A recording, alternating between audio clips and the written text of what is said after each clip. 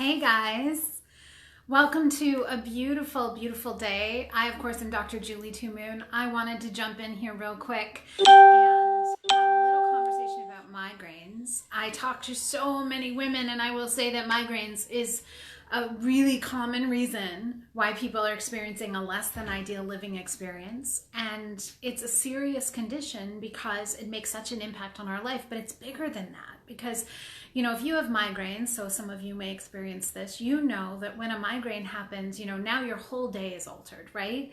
Because it's hard to think, it's hard to be kind, it's hard to be creative. Sometimes it's hard to sleep. I know I have in the past had migraines, and, you know, guys, my history of migraines included trips to the ER to be given, you know, big pain medicine. So I get it. It's a big thing. But too much of the time, you know, we become really used to it. So I've talked to women who, you know, have a history of 15 migraines a month, maybe sometimes just 2 a week, but 2 a week is horrible. 1 a week is horrible. I mean, experiencing a migraine even 3 times a year, guys, is an unacceptable number of serious headaches. Now, on top of that, if you're a person who starts being given the abortive therapies and daily pain medicines in some case, or you're just turning to Tylenol, ibuprofen, you know, those over-the-counter things, those have serious consequences. I mean, we're seeing now that the damage done to the liver and the hormonal system from taking those over-the-counter pain meds is serious business and may even really be exacerbating our risk of things like Alzheimer's. And from what I've seen, it also exacerbates our risk for cancer and even other serious conditions like Parkinson's. And so it's really important that we understand that migraines are a symptom. They are a really significant symptom of exacerbated stress response gone unchecked in the body. Now, they happen a lot in women. There's either two camps. Like, there's the camp of women who have them their whole reproductive life, and as soon as they start to go through menopause, the migraines back off. And then there's other women who experience them in an ongoing fashion. Both of those are actually hugely hormonally related, which also still is the stress response. So what happens is, you know, that unremitting stress changes your biology. It changes how your cells work. It creates a whole lot of liver congestion. In Chinese medicine, chronic headache patterns have a huge relationship to how the liver functions and the function of the gallbladder network. And so often these things are going missed because they're being addressed, you know, as just like surface syndrome. So a lot of times you go to a doc and they will say, gosh, you know, we really don't know the reason. Hey, why don't you avoid, you know, some of these, they'll give you a little sheet like the migraine trigger foods. They'll say, oh, why don't you avoid these? And, you know, don't do aged cheeses, try to avoid the sulfates in wine. And they kind of send you off. Oh, you can take some magnesium. I mean, it's this dismissive, unfortunate response to something that's so significant, especially when, excuse me, especially when the cause there is an inflammatory process. But then again, medicine doesn't really understand inflammation. All they know how to do is suppress it. So it shouldn't really surprise us, but it's an inflammatory reaction to the unremitting stress, raising a couple of things. So stress automatically raises estrogen, and it's the inflammatory type of estrogen. So that's one consequence. And that is a huge trigger for migraines, because then you end up with a lot of high tissue estrogen. And that doesn't mean you have a lot of estrogen in your blood. That can be a big discrepancy, because a lot of times people with high tissue estrogen actually test as having low estrogen. So unfortunately, then that can also lead docs to say, oh, you're low in estrogen, that's why you're having migraines. Now, another facet can be a whole lot of backlog of toxicity, like I was talking about. You know, the liver gets totally bombarded every single day. And so when we have a migraine pattern, you can get that backlog because that stress level is saying so high, the liver does not detoxify in a stressed out state.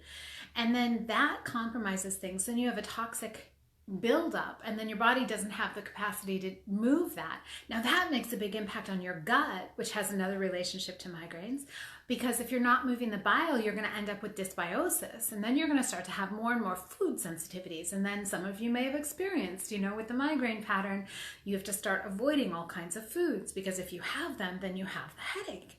But the fact is that the origin is still back at the stress response, and the impact that that stress response has had on the gut and on the liver and on the nervous system, creating this pattern. And then it's the further disruption to hormones, which gets even worse the more that the gut is impacted by the stress response, because then we get toxic estrogens accumulating in the intestines, which furthers the responsiveness to foods. I mean, you guys can see it starts to get big quick, right?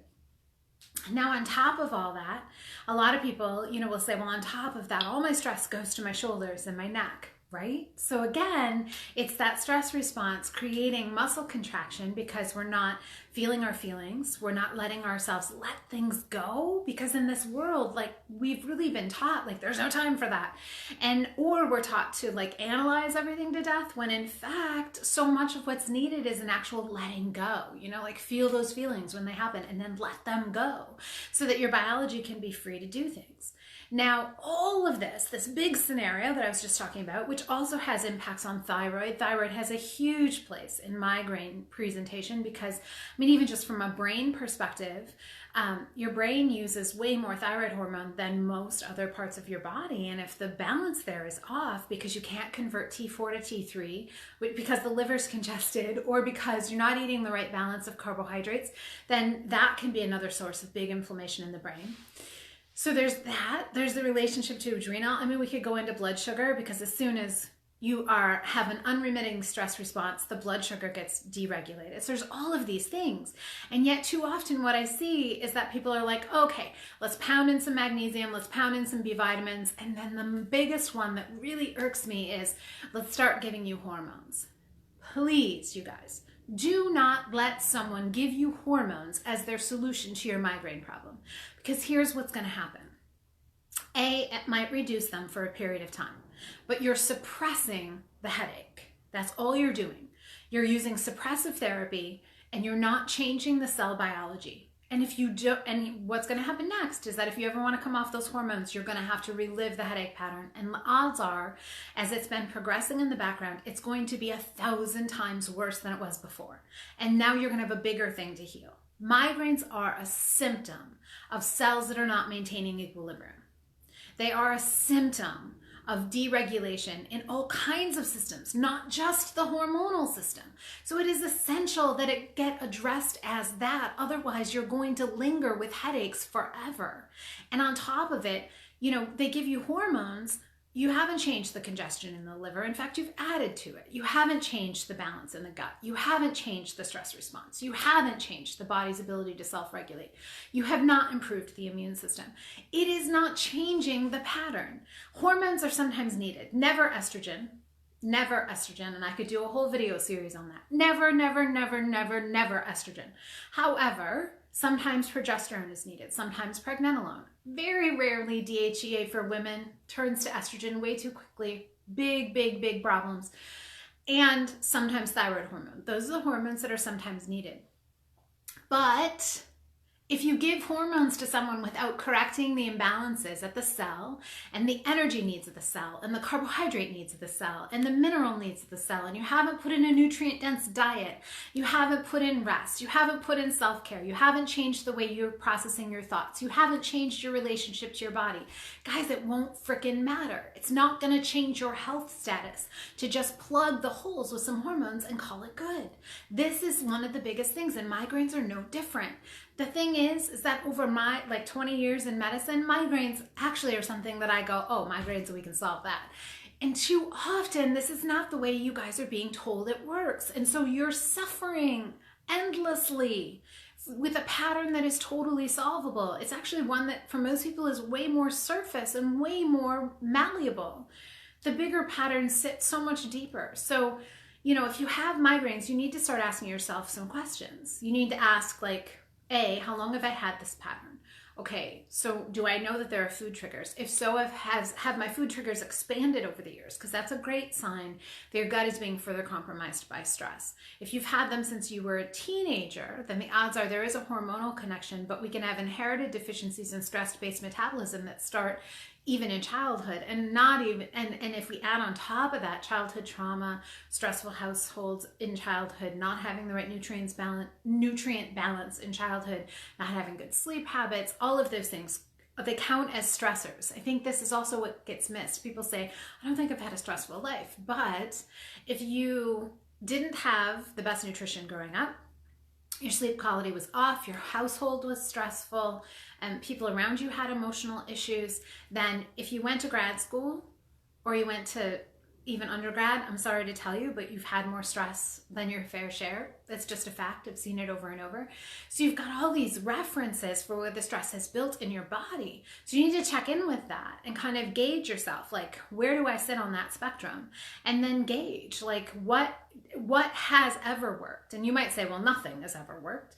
And that's definitely a time to start having someone dive in deeper. I mean, this is what I do. Like, what are the patterns? Why are the cells doing that? What's the relationship to detoxification, nervous system, hormonal systems, gut? How is it all interplaying? And then set in motion a compassionate way for your cells to get that recovery. Because remember, every single health challenge is a point where we've become disconnected, where our cells no longer feel nourished, they don't feel safe, they don't feel like they can do self-recovery. And that's what healing is. It's reestablishing that balance. So, check in with that. How long have you been at it? What have you tried? Have you looked at the balance of hormonal systems as they interrelate to each other? So not just like thyroid or estrogen or progesterone, but like how it's all relating. Have you looked at how stress is impacting your liver? I do not recommend you go do some kind of cleanse or detox, because most of you do not have the cell energy to facilitate that in a big way. But I'm just saying toxicity is going to be an issue. That being said, again, I do not under any circumstances advocate like going to the health food store, your chiropractor's office, your naturopath's office, and asking for a liver detox. But the liver is going to have to be compassionately encouraged to release and detoxify. To do that, your cell energy has to be raised. So what kind of dietary practices are you practicing? Dietary practices are you practicing? Are you consuming carbohydrates? If so, are you consuming ones that work for you? Are you consuming good quality fats? Did you take all the polyunsaturated fats out of your diet? Are you eating good quality proteins? Are you sleeping enough? Are you taking downtime? Do you spend time outside? How much sunlight are you getting? How much time are you spending on a screen? How much time are you spending staring at a phone? These all matter, because the fact is that migraines are entirely solvable. They are not a pattern you have to stick with, and they are just a symptom of deeper things. And so if you solve the migraine pattern, you'll be solving 10 things with it if it's done the right way. But I just had to jump on, because knowing that there are people out there just being given a whole bunch of hormones for a problem that's entirely solvable and relates to the rest of the body is maddening to me. So, you don't have to get stuck in that rut. You guys, it's entirely healable. You can heal. You don't have to be stuck just trying to manage symptoms. You really can heal. If migraines are one of your issues and you want to talk about it, set up time with us. That's what we do. It's one of the things we do, right? But it is imperative that we're always looking to the root, because your body's trying to tell you something, and ignoring it is not going to serve you. All right, guys, blessings.